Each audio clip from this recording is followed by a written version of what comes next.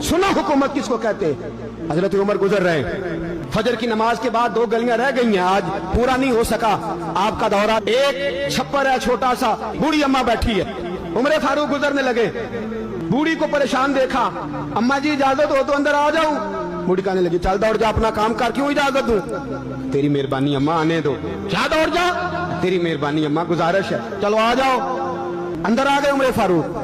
अम्मा क्या परेशानी है, क्या बात? अम्मा कहने लगी खामद इंतकाल कर गया, औलाद अल्लाह ने दी कोई नहीं, मैं गरीब हूँ, 3 दिन से रोटी नहीं खाई, 25 दिनार का कर्जा चढ़ गया है, मुझे उमर फारूक से बड़ी शिकायत है।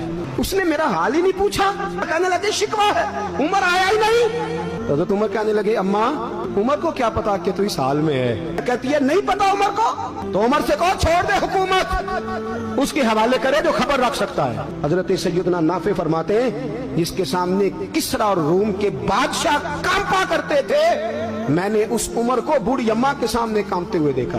राशादारी है उमर फारूक का। दौड़े गए, 25 दिनार लाए, राशन रख के लाए, रोटियां पकाई, बूढ़ी अम्मा को खिलाई, कहने लगे अम्मा 25 दिनार ले ले और चल, गलती हो गई, उमर को माफ कर दे। अम्मा बोल के कहने लगी मैं नहीं माफ करती, एक दफा कब्र में जा लेने दे, मेरे रसूल आएंगे तो मैं उमर की शिकायत करूं। अमीरुल मोमिनीन होके उमर फारूक अम्मा के कदमों में बैठ गए, कहने लगे अम्मा उमर कमजोर है, हुजूर का सामना नहीं कर सकता, तेरी मेहरबानी नबी पाक के सामने शिकायत ना करना।